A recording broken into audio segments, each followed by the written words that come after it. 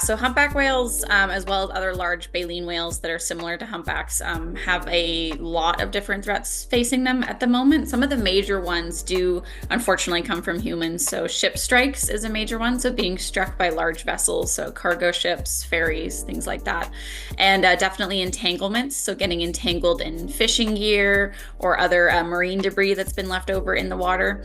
And in general, noise disturbances from boats and other kind of underwater operations have been identified as major sort of concerns for the humpbacks that can impact their ability to communicate with each other and kind of find their way through their environment. So all those things kind of combined have raised some concerns with them. And then we also don't know the full extent of what climate change might have an effect on the humpbacks as well. So, yeah.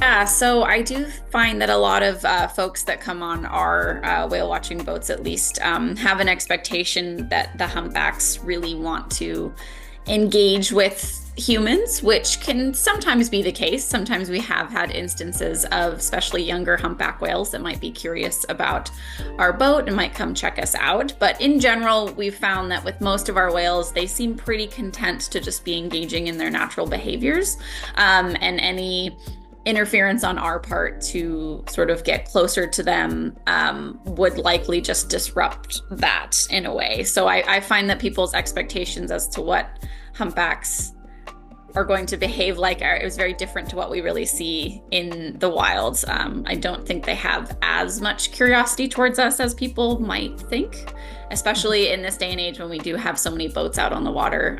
It does seem like a lot of these whales, while they may not be happy to have boats around them, they've come to sort of adapt to that. So for the most part, we tend to be a fairly neutral presence. But I do feel like people's expectations are sometimes very different because of those videos that they see online, for sure. Yeah.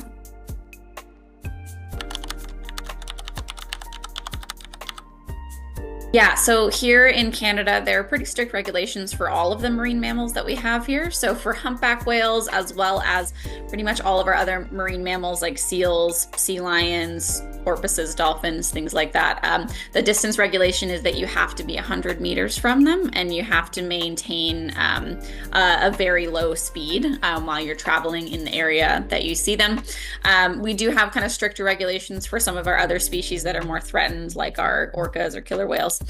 So those distances are a little bit different, about 200 meters for whale watching operators, and then 400 meters if you are just out on the water as a recreational boater. So very strict regulations, but they've all been based in Canada, at least, around studies that have indicated what are the safe distances that you can be from these animals that will not impact their natural behaviors.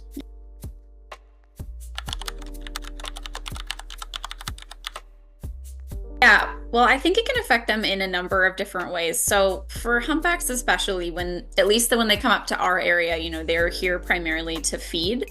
And I think the presence of boats being really close to them can definitely make them change their course while they're feeding, which can maybe be drawing them away from food or forcing them to find other areas where there might be more food, which can definitely cause them to exert more energy than they might need to if those boats weren't there. I've also read studies that have shown that humpback whales sometimes dive for longer periods of time when there are boats around. So that could be sort of increasing the energy that they're exerting, because they do have to, hold their breath for a good number of minutes when they're under at the surface of the water. And we've also seen studies that have shown that they will, quite often change their course to head away from boats. So all these things are kind of going to be impacting their ability to feed as they normally would if those boats weren't in the area. So especially in this area, since it is such a productive feeding ground for these humpbacks, and they are trying to do essentially their entire year's worth of feeding in the 6 months that they're here, it's kind of important to maintain those distances to not be interfering with that feeding behavior. And then in other parts of the world, these humpbacks are going to be in their breeding grounds, right? So if they're trying to socialize and interact with each other and actually mate, or in the case of the females, if they have calves traveling with them, those calves aren't as they're a little bit more vulnerable than the adults would be. So it's really important for the females to keep them nice and close. And I think having boats in the area really close to them can sometimes stress them out or cause different behaviors that we wouldn't see if those boats weren't there. So I think keeping all that in mind, it comes down to not impacting their natural behavior as much as possible so that they can continue to do those things without us interfering. Yeah.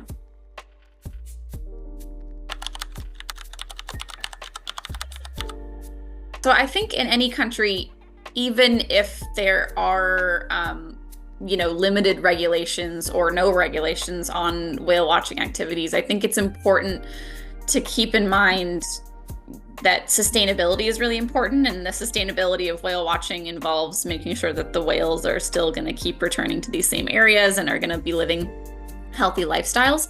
So I think, again, making sure that you maintain distances that mean that you're not negatively impacting the whales is really important, and just kind of keeping those things in mind. And also just keeping in mind that you sort of want to be passing that on to people that you're bringing out on the water as well. I've found that especially for whale watching, I think some people view it as more of an entertainment style activity. And I think for those of us who work in the industry, and especially coming from a science background, that's something that I usually try to kind of lead people away from, because the fact of the matter is they're not here to entertain us. They're wild animals that are doing their behaviors in their natural habitat.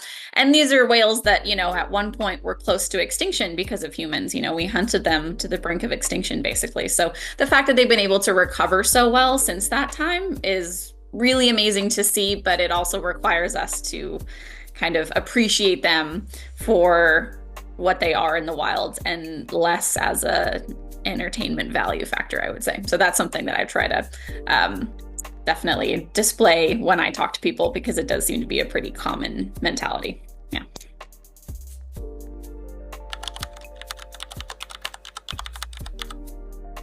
Yeah, so humpbacks are actually incredibly important, along with a lot of their other, again, larger baleen whale species. So there was a study that recently came out that sort of demonstrated this with gray whales as well, which humpbacks are very similar to. But this has been shown many times that humpbacks and other large baleen whales are one of the most important sources of nutrient transfers in the ocean. So these whales, since they go on these very long migrations from really productive areas to less productive areas, they are really responsible for bringing those nutrients from the more productive areas and then depositing them in warmer, less productive areas. So yeah, they basically create this, what we call like whale pump, whale nutrient pump in the ocean, where they're constantly cycling nutrients through, and that's going to affect all the different stages of the marine ecosystem. So that's one of their most important things. Even when they pass away, even when whales die, they fall to the bottom of the ocean typically, and they can feed the marine ecosystem at the seafloor for years. There's even some species that are specially evolved to basically only feed on whale carcasses. So all those things combined, they're really, really important species. It's also been shown that they help in reducing the effects of climate change. They're major carbon sinks, so they store a lot of carbon in their body. So they're almost like the equivalent of an old growth tree on land, but in the water. So they're incredibly important animals. Yeah.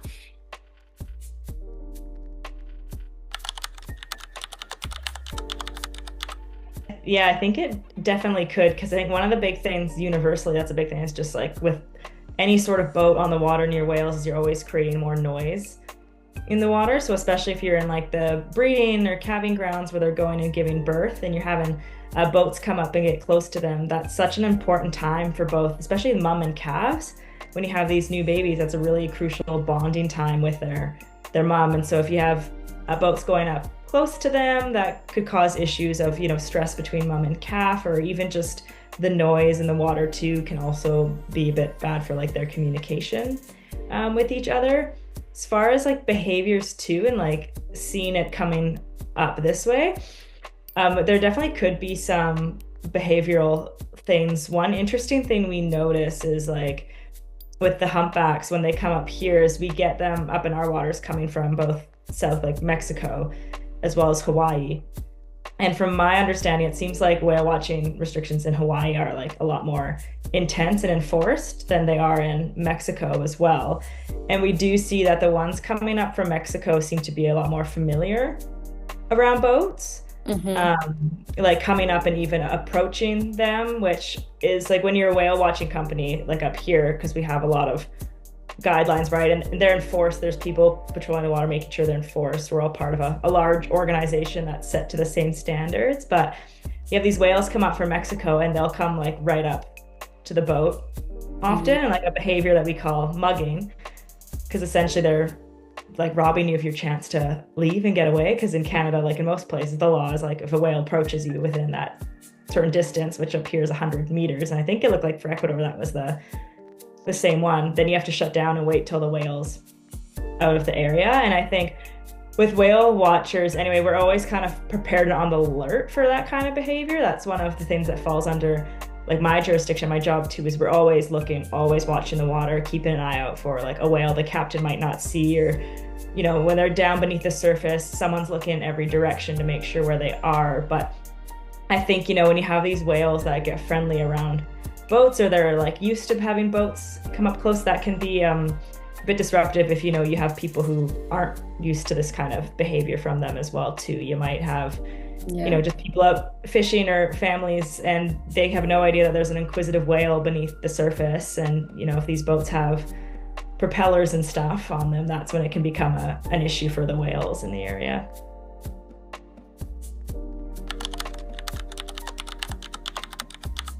They're really important. Humpback whales are basically just like a big conveyor belt of nutrients, because they're a migratory species. And when they're up here in their what we call their feeding grounds, kind of ranging from California up to Alaska, they're just up here eating and feeding all summer long, just bulking up on all the like rich food we have up here. Because colder the water, the more nutrient rich and abundant it is. So they do most of their feeding up here. And then they head down south, and as they go down there, they're, you know, they're pooping and things, and so they're actually fertilizing the Mm. ocean as they go. And so they're bringing nutrients from the north down to the south, and then vice versa when they go back up as well too. But it's actually quite important when they go down to those warmer waters, which is beautiful and like you know, pristine as they look. They're not nearly as rich in nutrients as the colder waters up here. So humpback whales carry all that nutrients down.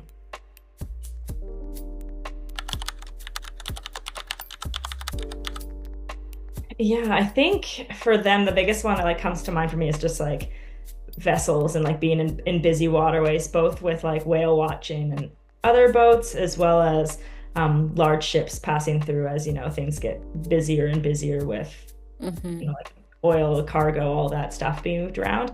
Because they're very susceptible to being hit by boats. They're not nearly as predictable as some Hmm. other species that spend a lot more time at the surface. They can dive down under the surface for like over more than 20 minutes if they want to. Like we've sat and waited 20 minutes for one to come up and never seen it again. And so you can be driving a boat along an area and have no idea they're there. And the one thing I've learned about humpbacks from the 5 years of whale watching is they're going to pop up wherever they want to pop up, even if that's right in front of a boat. And there's some speculation that even like the bigger the boat, kind of the harder it is for them to actually get like a perception of where the boat is in relation to them, because they'll hear the noise coming from like the propeller and stuff at the back of the boat. And if you've got like a really long, like deep sea ship, it's possible too that they might think they have more time to get up and back down before like less than they actually do, especially if they're not facing Yeah. the boat, but not entirely sure. We do know as well they spend a lot more time close to the surface of the water at night, because their food will be closer to the surface as like the temperature fluctuates and you get day and nighttime hours. So they're within the top couple of feet meters of the surface at night, and then they'll actually dive down further in the daytime. So they're quite vulnerable at night when also no one can see them and they're up at the surface.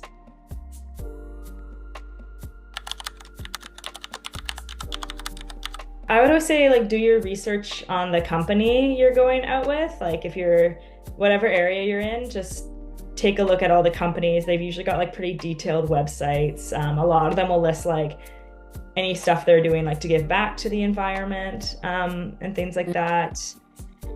yeah, just do as much research as you can as well too. And I would also think too, like just check if it is like even an ethical area to go whale watching too. Like even you're saying with like Ecuador, like there's some places where like they have guidelines, they say what the guidelines are, and then you go out with them to find out you're like, well, this is not at all what like the Yes. guidelines said. Yeah. And so yeah, just yeah, doing your research like that. And I think too, like maybe even those like kind of holding those companies Hmm. like accountable in that sense too, Absolutely. whether it's like mention be like, hey, just like I was like, uncomfortable with this, or leaving them a review is probably more impactful because other people will see that, no one likes that bad